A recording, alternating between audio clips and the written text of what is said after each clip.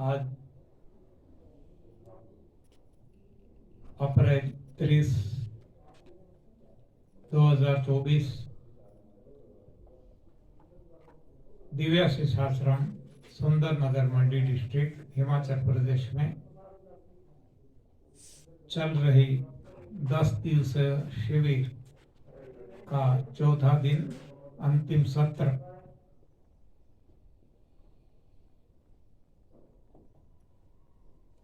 आप सभी की मंगल यात्रा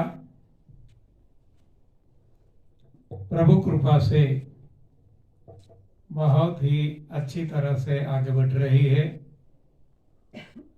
आप मंजिल की ओर धीरे धीरे आगे बढ़ रहे हैं।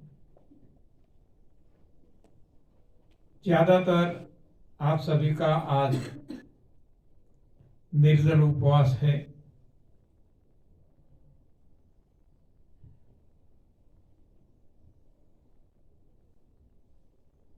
आप सब जानते हैं निर्जल का मीनिंग क्या है,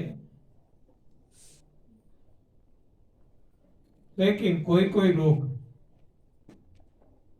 इसका इंटरप्रिटेशन अर्थघटन कुछ और तरीके से भी करते हैं। कई साल पहले हम दुबई गए थे। वहां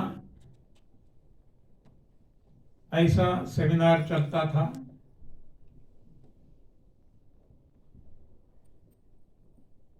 डेली निर्जल उपवास में हम जोर देते थे, लंघन पे जोर देते थे। वहां एक छोटी बच्ची थी, करीब 9-10 साल की। वो भी सभी के साथ जो वहां से जूस खाना पीना दिया जाता था वो ही खाती थी।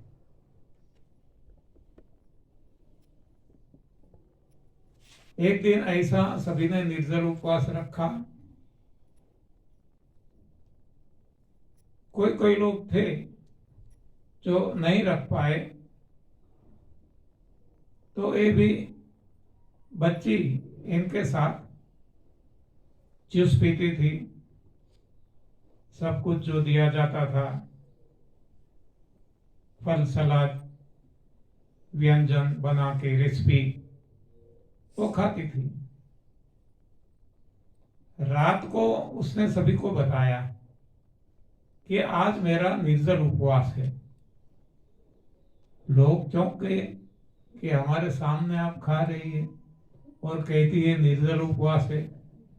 तो इसने बताया मैंने पानी कहाँ पिया। अंकित कहाँ गया? अंकित कर रहा है 10 दिन से। जल नहीं लिया। अंकित हाँ, बाकी सब कुछ खाया, जल नहीं लिया।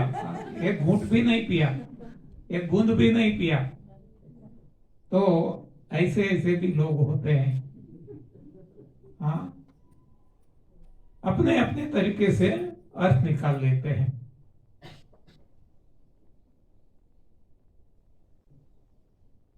आज तक की चर्चा में हमने मानव देह, अनमोल मानव देह का महत्व समझा। इसका सदुपयोग क्या हो सकता है, प्रभु प्राप्ति, वो समझा। यही देह में प्रभु विराजमान है। ये देह मंदिर है। मंदिर को साफ सुथरा रखना जरूरी है, तभी तो प्रभु प्रसन्न रहेंगे। और सफाई के लिए 3 तरीके, 3 टूल्स, 3 साधन, इसकी हमने चर्चा की।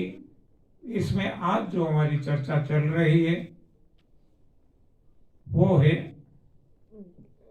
लंघन, और लंघन से आगे बढ़कर भाव बदलकर प्रभु प्राप्ति के लिए खाना पीना बंद करके, जिसको हम कहते हैं उपवास। तो जिसने उपवास किया,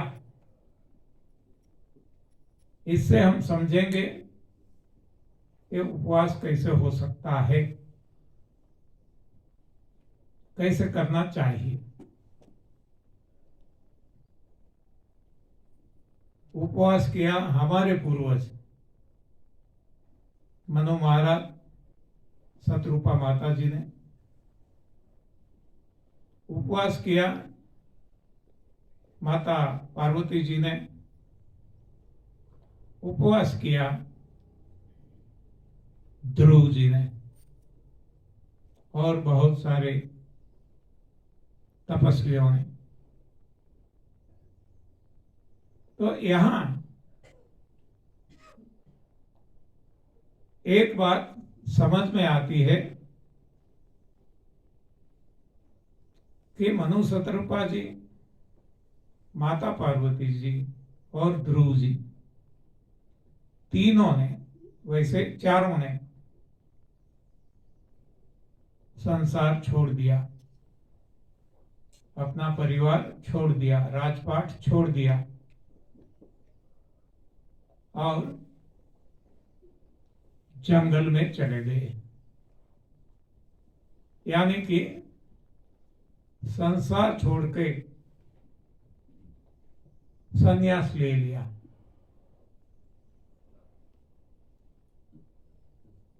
ये भी उपवास है, क्योंकि प्रभु के करीब जाने का ये रास्ता है।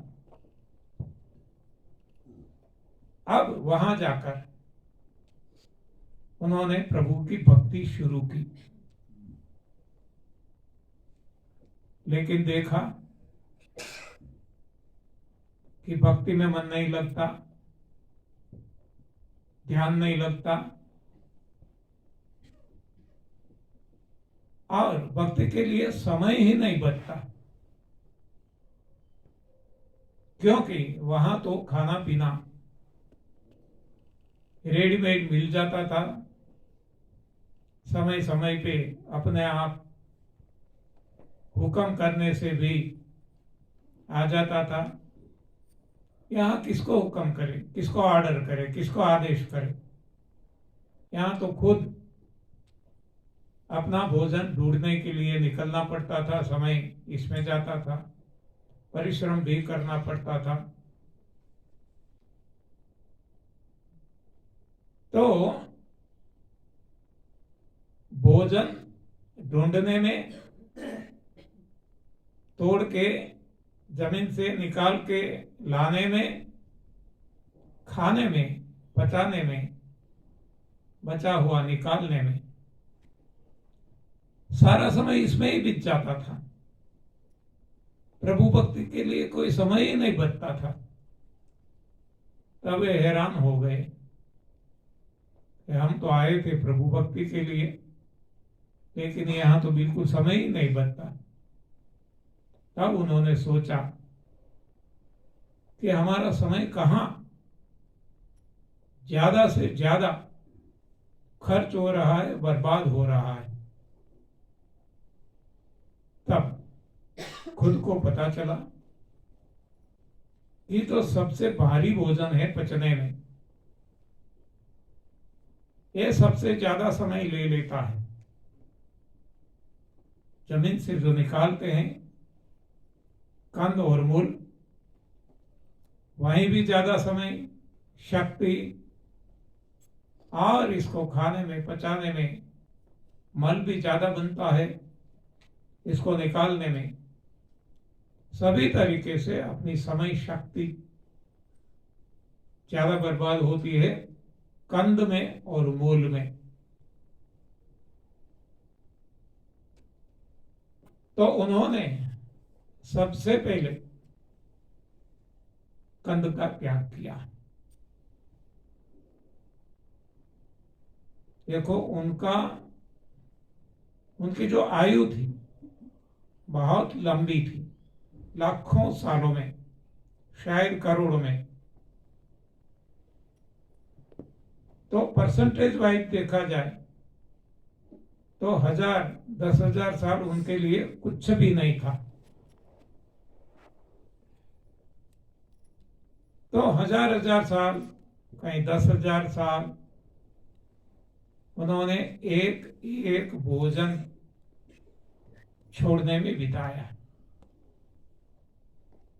क्योंकि नहीं तो झटका लगता है, एक साथ छोड़ देते तो झटका लगता है।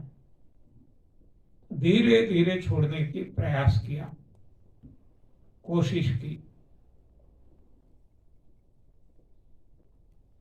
एक भारी भोजन कंद, जिसमें शकरकंद, अदरक, आलू, ऐसे बहुत सारे जो जमीन के नीचे होते हैं और गांठें होती है। हाँ, जैसे किसी को चर्बी की गांठ हो जाती है कोई शरीर में, ऐसी जो गांठें है इसको कंद कहा जाता है तो मूल ही, लेकिन मूल में जो गांठें बन जाए तो दो पार्ट बना दिया, एक सिंपल मूल रूट और एक को कहा गया कंद। तो एक कंद पचने में ज्यादा भारी है, इसमें मलबा भी ज्यादा बनता है क्योंकि रस की मात्रा कम है। तो सबसे पहले कंद को छोड़ा, बाद में मूल की बारी आई। मूल भी धीरे धीरे धीरे छोड़े, तो हजारों साल इसमें भी लगाए। अब फल की बारी आई। फल में भी दो प्रकार, एक गुद्देदार और दूसरा रसदार। तो सबसे पहले गुद्देदार फल छोड़े और बाद में रसयुक्त रसदार फल धीरे धीरे छोड़े। अब बारी आई फूल की। हम तो फूल खाते ही नहीं, तो उन्होंने फूल का त्याग इसी तरह हजारों साल इसमें भी लगाए। बाद में बारी आई पत्तियों की। तो पत्तियां धीरे धीरे धीरे करके छोड़ी, इसमें भी हजारों साल लग गए। अब बारी आई पानी की। ऐसा वर्णन है रामचरितमानस में कि माता पार्वती जी ने जो गिरे हुए पत्ते हैं, सूखे ऐसे पत्ते खाए थे, और जब ये पत्ते खाना भी छोड़ दिया तब माता पार्वती का नाम पड़ा अपर्णा। पर्ण यानी पत्ती, लीव्स। तो अपर्णा, माता पार्वती के बहुत सारे नाम हैं, उमा भी है, बहुत बहुत अनेक नाम हैं। तो एक सती जी नाम है। तो एक नाम ए इसमें उनका पड़ गया अपर्णा। बाद में पानी छोड़ा। जब पानी छोड़ते हैं, ये सारा छोड़ते छोड़ते छोड़ते वो तो छोड़ ही दिया, अब पानी छोड़ते हैं, तब इसको नाम दिया गया निर्जला। जल भी नहीं, और तो कुछ खाने का तो नहीं, पीने का भी नहीं, तो ये निर्जला यहां आ गए। और बाद में वर्णन है कि मुंह से डालना तो बंद हो गया, अब नाक से लेना भी बंद कर दिया, ब्रीदिंग भी बंद, सांस लेना बंद। और इसको कहा गया है आकाश तत्व। और जब वे आकाश तत्व पे आ गए तो सभी के लिए आकाशवाणी सुनाई देती है। आकाशवाणी उस वक्त चलती थी, सतयुग में, द्वापर, त्रेता में, ऐसा नहीं है, आज भी चलती है, लेकिन हमें सुनाई नहीं दे रही है, क्योंकि इतना मलबा भरा है तन में, मन में, बुद्धि में, सभी जगह। जब ये पूरा साफ हो जाता है तब ये आकाशवाणी हर किसी को सुनाई देती है। हमें भी, हम ऐसी कक्षा प्राप्त कर ले तो आज हमें भी वो ही आकाशवाणी सुनाई देगी। आकाशवाणी में क्या है, एक ही रिपीट होता रहता है। हाँ, भगवान कहते हैं मैं तेरी तपस्या से प्रसन्न हूं, क्या चाहिए मांग लो। मांग मांग, जो मांगे वो देने को मैं तैयार हूं। बस इतना ही आकाशवाणी में रिपीट होता रहता है, लेकिन हमें सुनाई नहीं देता। जैसे समझने के लिए आकाशवाणी आज यहां भी, हाँ, रेडियो, टीवी, इसका प्रसारण, ट्रांसमिशन चालू ही है 24 आवर्स, लेकिन ना हमें दिखाई देता है ना सुनाई देता है। क्यों? क्योंकि ट्रांसमिट तो हो रहा है, लेकिन इसको झेलने के लिए रिसीवर तो चाहिए, और ये जो रिसीवर है वो है हमारा रेडियो, हमारा टीवी, ये सारे इंस्ट्रूमेंट। तो रिसीवर है तो हम दृश्य देख सकते हैं और आकाशवाणी सुन सकते हैं, लेकिन होते हुए भी हम नहीं देख सकते, नहीं सुन सकते। ऐसा क्यों? मान लो हमारे सभी के पास मोबाइल है, हर कोई मोबाइल में हम वीडियो देख सकते हैं, रेडियो सुन सकते हैं, लेकिन सभी के पास ये रिसीवर है, फिर भी हम कोई सुन नहीं सकते, देख नहीं सकते। क्यों? क्योंकि हमने ऑन नहीं किया है ना। ऑन करेंगे तो दिखाई देगा ना। अच्छा, ऑन भी कर लिया, चलो, हाँ, इसमें पावर है, बैटरी है, पावर भी नहीं है, डिस्चार्ज है, तो भी तो ऑन ही नहीं होगा। इंस्ट्रूमेंट तो है, ऑन नहीं होगा। अब बैटरी भी है, फुल्ली चार्ज है, ऑन भी होता है, फिर भी जो चैनल हमें देखना है, जो रेडियो पे स्टेशन हमें सुनना है, इसको हमें ट्यून करना पड़ेगा, फ्रीक्वेंसी ट्यूनिंग।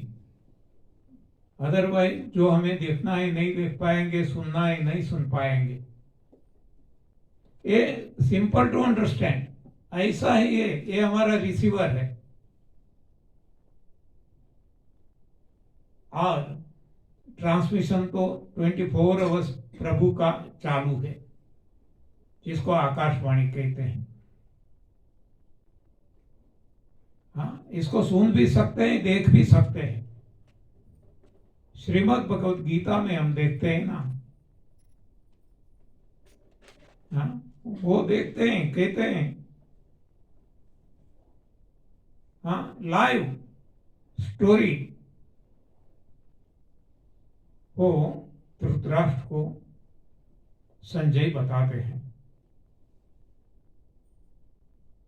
तो ये होना है। हाँ, रिसीवर है तो हो सकता है, उनके पास था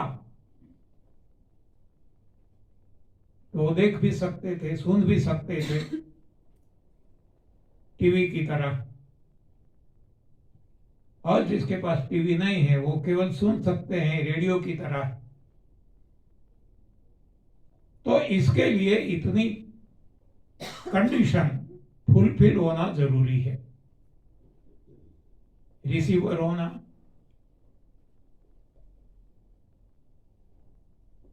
पावर होना, ऑन करना और फ्रीक्वेंसी ट्यून करना, बस। तो ये ही बाबत है। ये हमारा रिसीवर है, इसको ऑन करेंगे, हाँ, इस दिशा में प्रभु भक्ति की ओर, और ट्यूनिंग करेंगे भगवान के साथ, जिसको हम भक्ति कहते हैं, सुमिरन कहते हैं, सिमरन कहते हैं। जैसे ट्यूनिंग हो जाता है आकाशवाणी सुनाई देती है। तो ये हर किसी के लिए संभव है। ऐसा नहीं कि केवल संजय के लिए संभव था, ऐसा नहीं कि केवल माता पार्वती जी, ध्रुव जी और मनु शत्रुपा जी के लिए संभव था, हमारे लिए भी संभव है। और कली काल तो एक ऐसा काल है कि जिसमें इतना ज्यादा मेहनत भी नहीं लगती। ये बहुत अच्छा काल है कली काल। सतयुग में बहुत कठिन तपस्या करने के बाद यह आकाशवाणी सुनाई देती थी, प्रभु प्राप्ति होती थी। जबकि आज कली काल में ये बहुत आसान है। फिर भी हम नहीं कर सकते हैं, क्योंकि हम भटके हुए राही है, भ्रांतियों में भटक रहे हैं, इसलिए सही रास्ते पे चलते नहीं हैं। और जब तक सही रास्ते पे नहीं चलेंगे तब तक हमारी मंजिल तक स्वाभाविक है हम नहीं पहुंच सकेंगे। तो ये तपस्वियों ने जो उपवास की, कैसे उपवास किया, उसी तरह से हम भी आगे बढ़ेंगे तो हम भी हमारी मंजिल तक पहुंच पाएंगे। तो धीरे धीरे धीरे हमें छोड़ना है, कोई जल्दबाजी नहीं करना। और क्रम भी बताया है। सबसे पहले जो गलत खाना खाते हैं ये छोड़ देना है, सफाई करना है 3 तरीके से, और बाद में सही भोजन पे आना है। और सही भोजन में अब क्रमशः भोजन का त्याग करना है। और एक क्रम बताया गया है। सबसे पहले पचने में ज्यादा भारी ऐसा कंद, बाद में मूल, बाद में गुद्देदार फल, बाद में रसयुक्त फल, बाद में फूल, बाद में पत्तियां, बाद में पानी, और बाद में यदि हमारी कक्षा आगे हम बढ़ा सकते हैं तो हवा भी।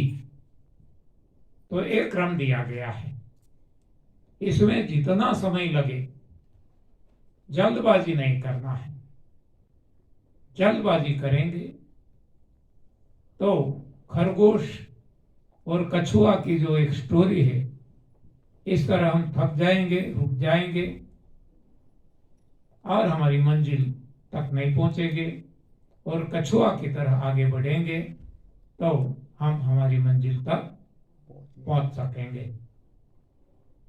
तो ये बताया है, खुद करके उन्होंने अपने जीवन में प्रभु प्राप्ति की है, और इस हिसाब से हम भी आगे बढ़ेंगे तो हमें भी प्रभु प्राप्ति हो सकती है। उनको कई हजारों साल लग गए, हमें 1000 दिन में भी हो सकता है। हाँ, क्योंकि उनकी उम्र इतनी लंबी थी, हमारी इतनी छोटी है, तो प्रोपोर्शनेटली हम कम समय में भी प्रभु प्राप्ति कर सकते हैं। तो एक गतिविधि, ए सिस्टम हमें फॉलो करना है, तो झटका भी नहीं लगेगा, थक भी नहीं जाएंगे और आसानी से हम हमारी मंजिल तक पहुंच सकेंगे। तो ये सोच समझ के आगे बढ़ना है। तो जिसके लिए बताया है, ये तप सेवा सुमिरन के मार्ग पे आगे चल के इस राह पे हम राही बन के आगे चलना है। तो वहां हमने तय कर लिया, थाम लिया कि अब मंजिल तक पहुंचना है। तो उनके लिए बताया गया है, रुक जाना नहीं तू कहीं हार के। हाँ, रुकना नहीं है, हारना नहीं है, आगे ही बढ़ना है। और जो बताया है कि कांटे तो रहेंगे ही। हाँ, फूल खिलते हैं बाहर के कांटों में, तो सभी जगह ये कांटे तो रहेंगे, इसे डरना नहीं है, ये हमारा रक्षण है। तो ये भी बताया है, इसको हम दुख ना मान ले, कांटे रोड़े वो आएंगे। तो राही मनवा दुख की चिंता क्यों सताती है, दुख तो अपना साथी है। तो दुख को अपना साथी बनाना है, दुख से डरना नहीं है, भागना नहीं है। हाँ, ये भी जरूरी है। तो नरसिंह मेहता ने भी सुख दुख की व्याख्या दी है। गुजराती वो भक्त कवि हो गए, वो कहते हैं कि सुख दुख मन मान आणिए, खट साथे घड़िया टाळत कोई ना नव टळे, रघुनाथ न जड़िया सुख दुख। तो ये जो सुख है और दुख है, वो तो एक सिक्के की दो बाजू है। ये धूप और छांव की तरह है, ये दिन और रात की तरह है। दिन है तो रात्रि आएगी ही, रात्रि है तो दिन आएगा ही, सूरज निकलेगा ही। अंधेरा है तो प्रकाश होगा, प्रकाश है तो अंधेरा अवश्य होगा। तो इससे डरना नहीं, घबराना नहीं, ये तो सिस्टम है, चक्र है भगवान का निर्मित, और जो कोई नहीं मिटा सकता। हाँ, अमीट है, तो इसके लिए प्रयास नहीं करना है।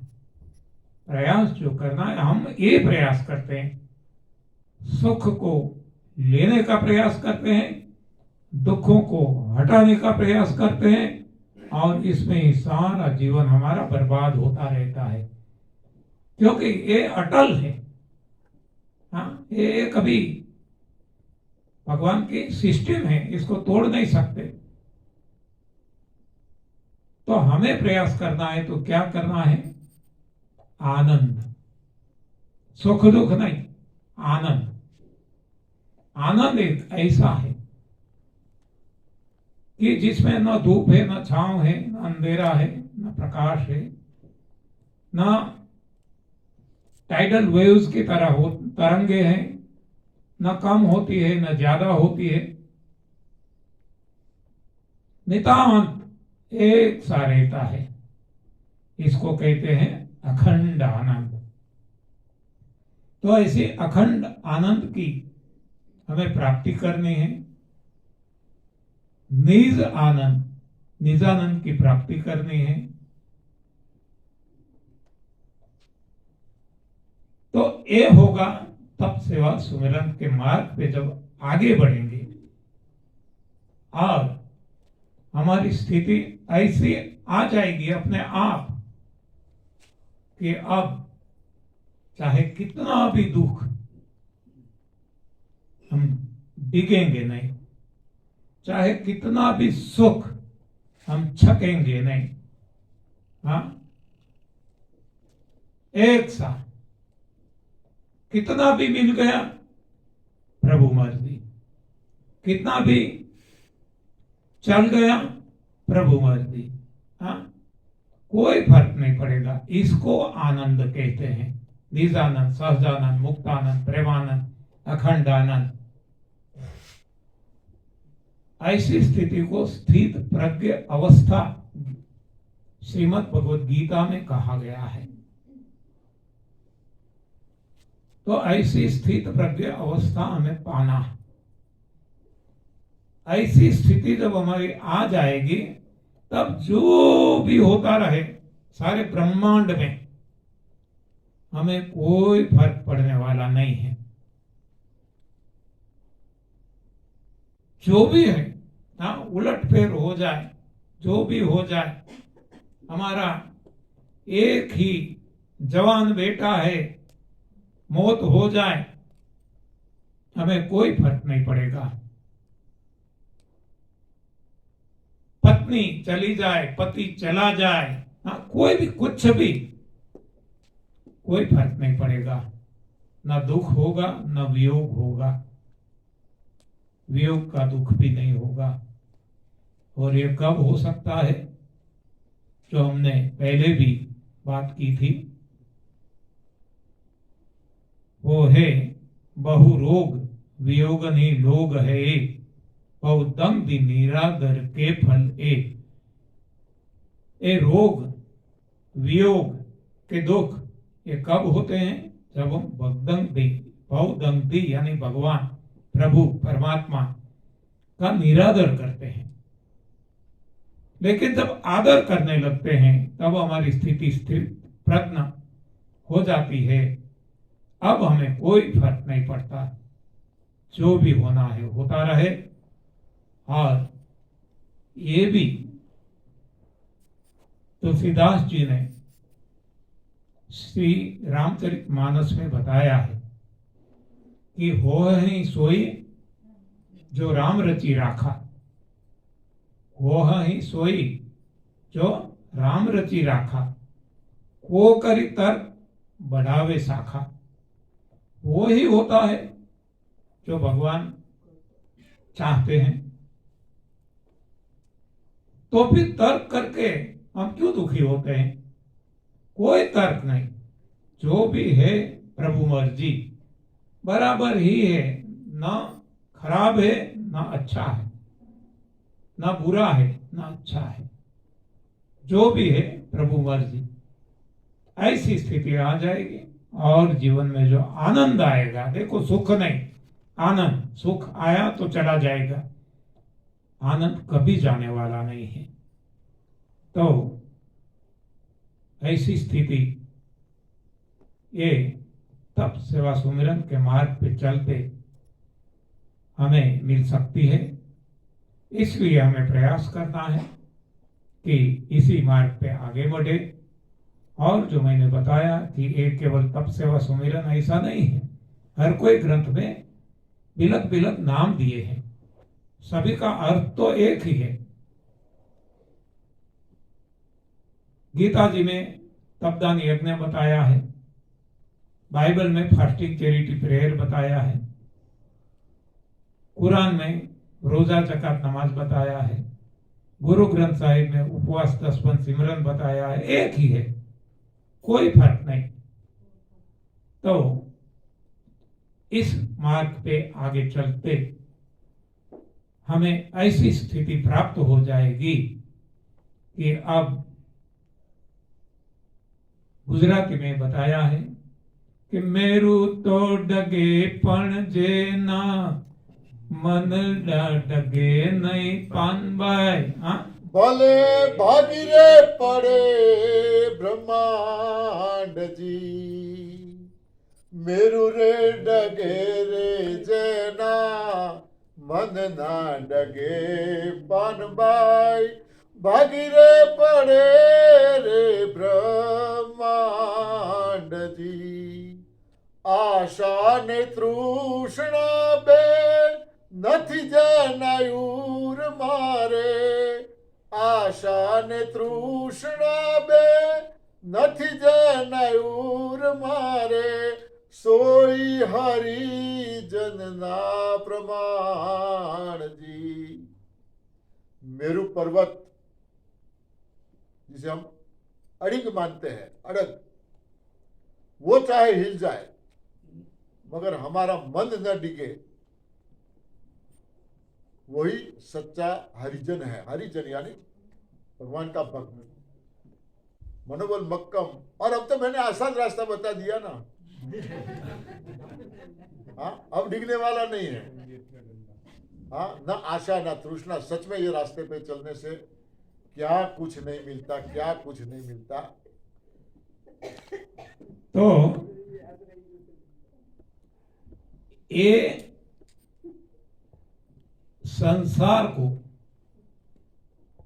जिसने बताया वो गंगा सती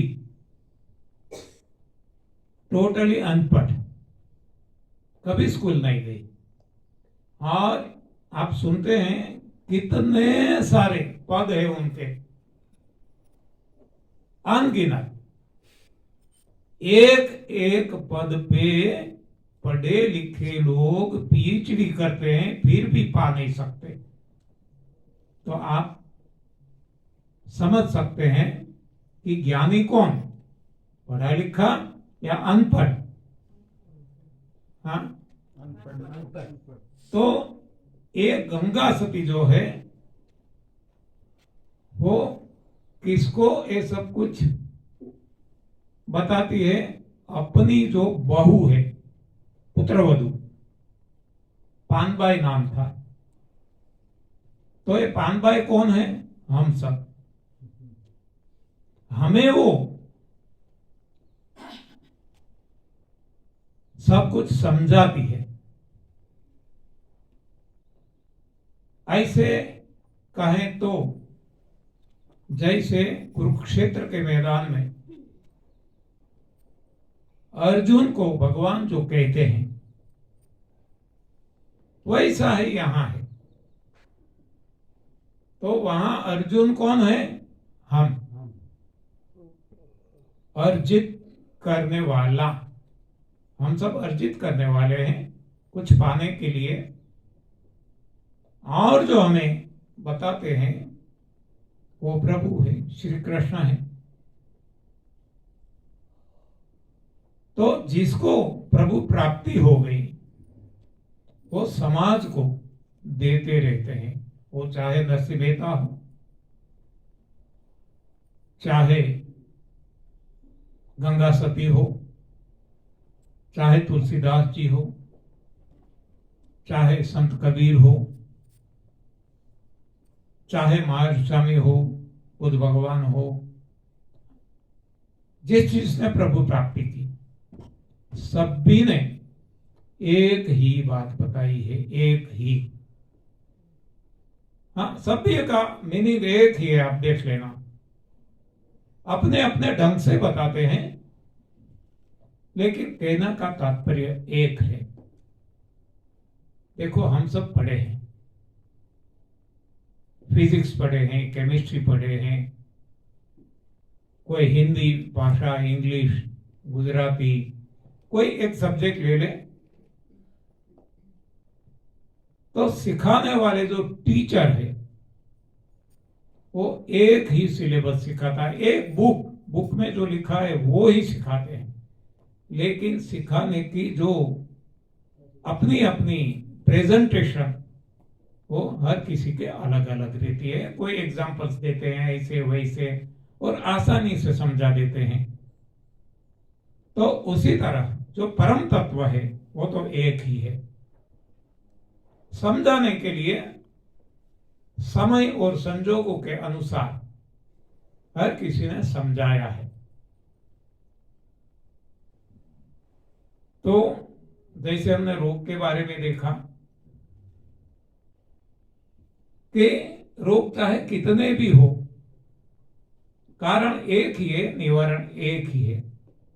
ऐसा है, परम तत्व के बारे में भी एक ही बात है और सभी ने अपने अपने ढंग से बताने की कोशिश की है, सिंप्लीफाई करने की कोशिश की है अपने, हाँ, जहां वो अपनी भाषा में।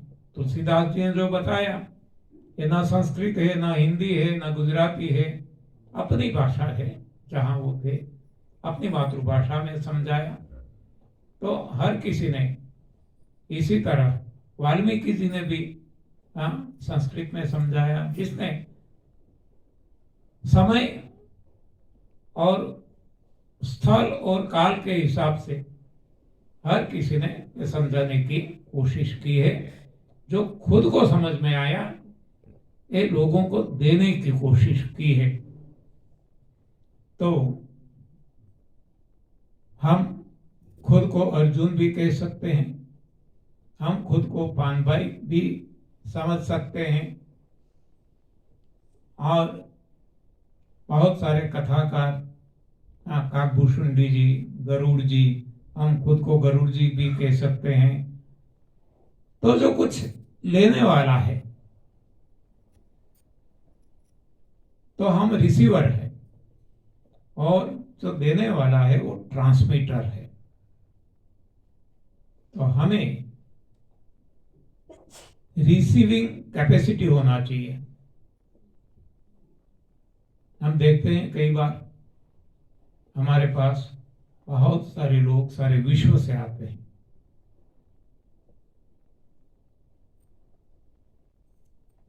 अपनी जो कहानियां सुनाते हैं, हम सुनते हैं, बाद में हम जो समझते हैं, हमारी समझ में है, समाधान करते हैं, सॉल्यूशन देते हैं। लेकिन कई कई लोग ऐसे आते हैं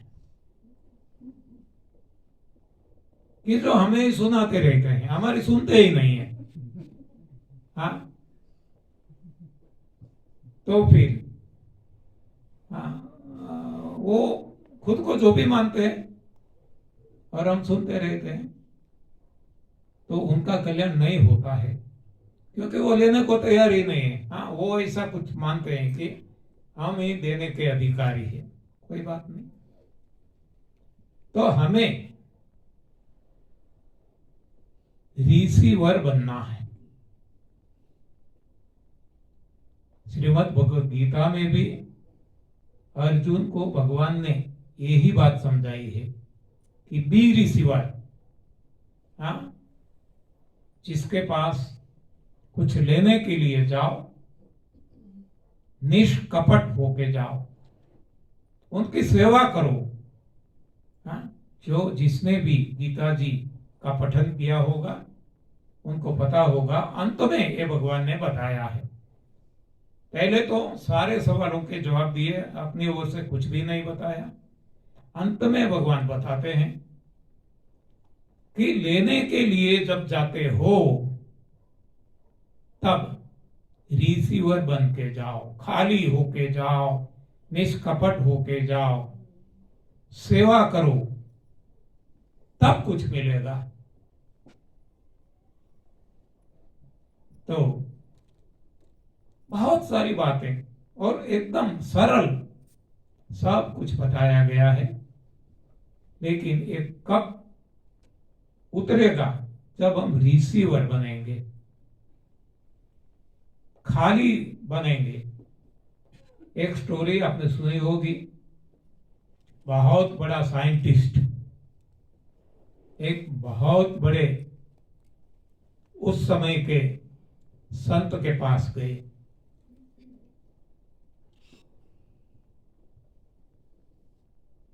जब गए तो संत तो एकदम साधारण आदमी होते हैं, वो कोई ऐसा कोट टाई पैंट, ऐसा मुकुट कोई गए नहीं, ऐसा तो राजपाट की तरह तो नहीं रहते हैं। वो कुछ अपना बागायत काम करते थे। वहां जाके उसने पूछा कि बहुत बड़ा नाम है ये संत का, मैं उनको मिलने के लिए आया हूं। संत ने बताया बैठो। संत को तो पता चल जाता है, हाँ, फेस रीडिंग से ही पता चल जाता है कि ईगो से भरा हुआ है ये आदमी। संत ने उनके लिए जो मेजबानी कहते हैं ना, मेहमानगति, जो कुछ देते हैं, चाय पानी कहो आज के जमाने में, तो उनके हाथ में कटोरी रख दी और किटली से चाय डालने लगे। ये तो पूरा भर गया, फिर भी वो डालते हैं। तो ये गरम गरम थी, बाहर निकलने लगी, हाँ, और वो गुस्से में आ गया। आपको पता चलता है या नहीं? हाँ, कितना गर्म है, ये मेरे कपड़े खराब हो गए, ये ओवरफ्लो हो रहा है। तब संत ने बताया कि माफ करना, आप जिस उद्देश्य से आए, आप इस कटोरे की तरह भरे हुए हो। अब जो भी मैं डालूंगा वो ओवरफ्लो हो जाएगा, तो पहले खाली होके आओ। तो जब भी हम कहीं भी किसी से भी कुछ लेने के लिए जाए तो हमें खाली होके जाना पड़ेगा। हाँ, भरे हुए रहेंगे तो कुछ लेके नहीं आएंगे। तो ये सारी बातें बहुत सरल है और सभी शास्त्रों में हमें समझाने के लिए ये सब कुछ बताया गया है। तो निर्जल उपवास, निर्जल ही नहीं, उपवास कहे केवल प्रभु प्राप्ति के लिए, आत्मा को परमात्मा तक पहुंचाने के लिए किस तरह आगे बढ़ सकते हैं, ये तपस्वियों ने जो तप किया प्रभु प्राप्ति की, उनसे हम बोध ले सकते हैं। अब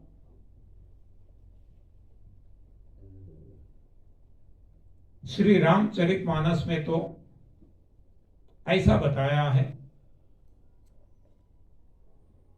कि ऐसे उपासना करते करते, तपस्या करते करते माता पार्वती जी का देह जो जवान थी,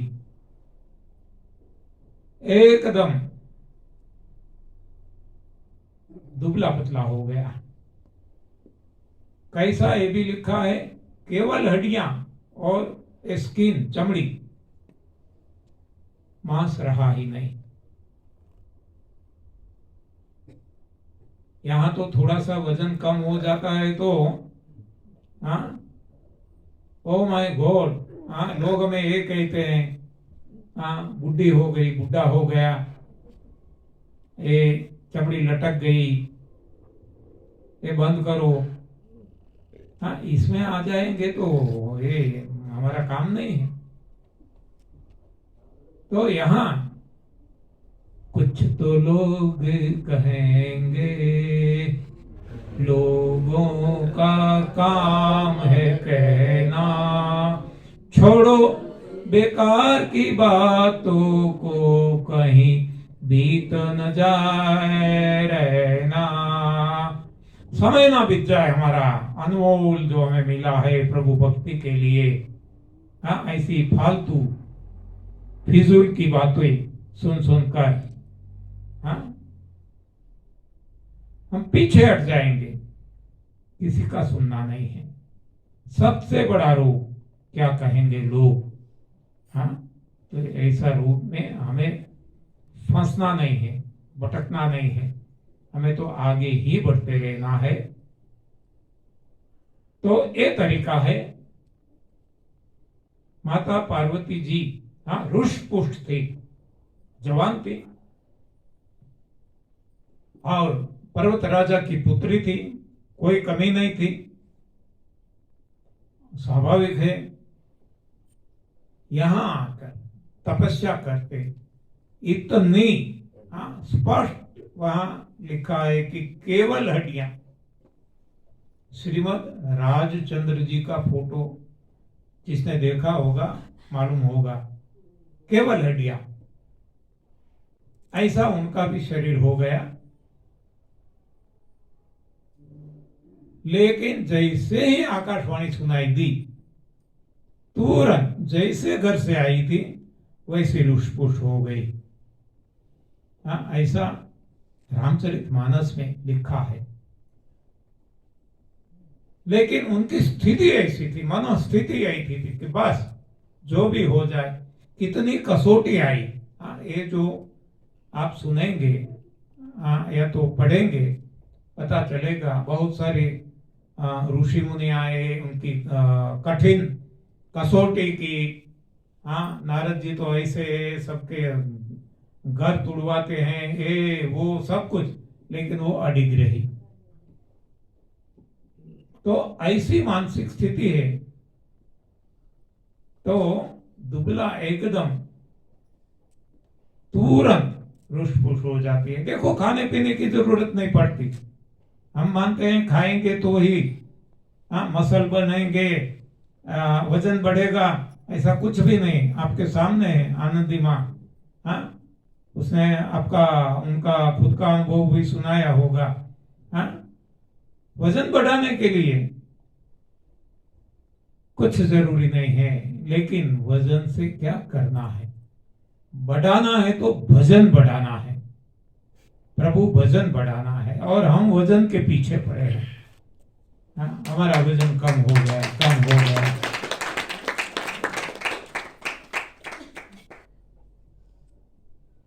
तो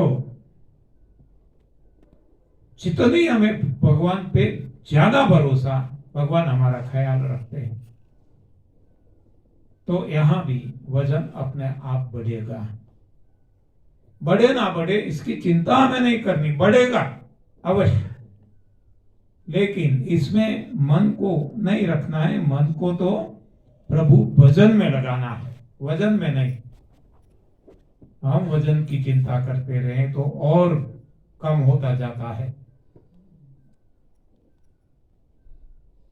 तो इसी तरीके से हम इसको कहते हैं ना, प्रभु के प्राप्ति के मार्ग पे आगे चलना, यानी सीढ़ियां चढ़ना या तो पर्वत चढ़ना, पहाड़ी चढ़ना।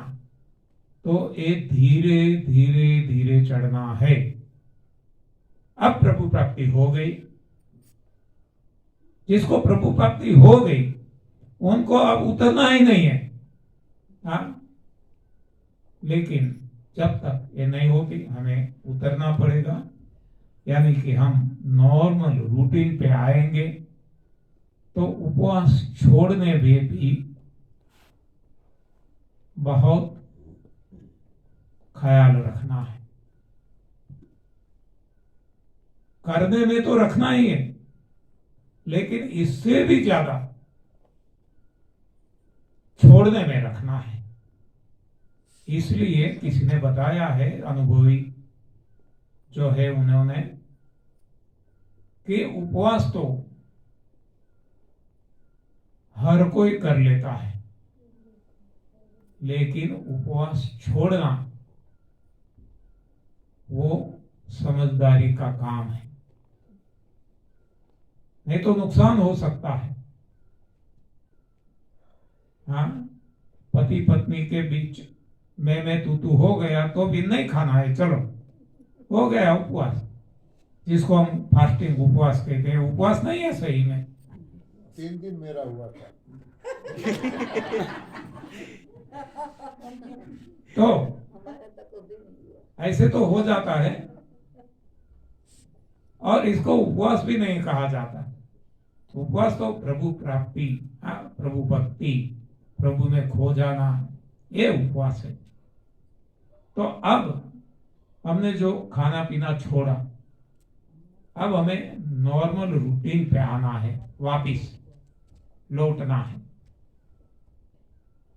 तो अब हम क्या करेंगे, धीरे धीरे धीरे, जैसे पहाड़ी पे तो चढ़ गए, वहां से अब डायरेक्ट छलांग नहीं लगाते, एक के बाद एक सीढ़ियां धीरे धीरे उतरते हैं। ज्यादा जल्दी करेंगे तो भी थकावट ज्यादा लगेगी, मसल्स हमारे दर्द करने लगेंगे। तो आसानी से धीरे धीरे उतरना है। जैसे हम चढ़े उसी हिसाब से नीचे उतरना है। तो जिस हिसाब से हम आगे बढ़े वो तो हमें पता है, बस वही क्रम में अब हमें ग्रहण करना है। वो छोड़ते गए, अब ग्रहण करना है। तो इसी तरीके से उतने ही समय में हम नॉर्मल रूटीन पे आएंगे तो झटका नहीं लगेगा और आसानी से नॉर्मल रूटीन पे हम आ सकेंगे। कोई भी सिस्टम है, इसमें यही होता है। मान लो हमारी कार है, हमें वो 140 पे जाना है, 140 किलोमीटर पर आवर स्पीड पकड़ना है। तो गियर वाली गाड़ी है, आज ये भी बोलना पड़ता है क्योंकि ऑटो भी आ गई है ना। तो पहले इसको चालू करेंगे, केवल इंजन चालू करेंगे, यानी कि क्लच से गियर को फ्री कर देंगे, गियर में डालेंगे ही नहीं, केवल इंजन चालू होगा। बाद में फर्स्ट गियर में डालेंगे, बाद में सेकंड में। जैसे जैसे स्पीड बढ़ती जाती है हम गियर चेंज करते जाते हैं, ऐसा थर्ड, फोर्थ, फिफ्थ, और हमारी जो स्पीड मैक्सिमम लेना है 120, 140 किलोमीटर पर आवर, वहां तक हम पहुंचते हैं। कोई भी सिस्टम आप देखो, पढ़ाई में हमें इंजीनियर बनना है, हमें डॉक्टर बनना है, हमें एमबीए बनना है, जो कुछ मास्टर डिग्री प्राप्त करना है, बैचलर, तो डायरेक्ट नहीं कोई यूनिवर्सिटी दे देती। फर्स्ट स्टैंडर्ड में, बाद में सेकंड, बाद में थर्ड, ऐसा प्राइमरी पूरा करके सेकेंडरी, हायर सेकेंडरी, बाद में कॉलेज, इसी तरीके से आगे बढ़ना पड़ता है। ये एजुकेशनल सिस्टम है, वो व्हीकल की सिस्टम है, ये खान पान की सिस्टम है। कोई भी सिस्टम आप देखेंगे तो सभी जगह एक ही तरीका है। और मानो 140 पे चल रही गाड़ी और सडन ब्रेक लगा देंगे तो भी गाड़ी पलटी खा सकती है, या तो पीछे वाले के साथ एक्सीडेंट हो सकता है। तो इसमें भी धीरे धीरे ब्रेक लगाना है। यही बात यहाँ भी लागू होती है। तो ये सोच समझकर हमें आगे बढ़ना है उपवास करने के लिए। और यहाँ उपवास की जगह हम कहेंगे खान पान छोड़ने के लिए, और फिर से खान पान नॉर्मल शेड्यूल पे आने के लिए। तो ये दोनों में सावधानी बरतना है। तो ऐसा सोच समझकर ग्रेजुअली धीरे धीरे छोड़ेंगे, धीरे धीरे ग्रहण करेंगे तो कोई झटका नहीं लगेगा, और हम जो हमने तय किया है वो हमारी मंजिल हम आसानी से पहुंच पाएंगे। धन्यवाद, आभार, प्रणाम।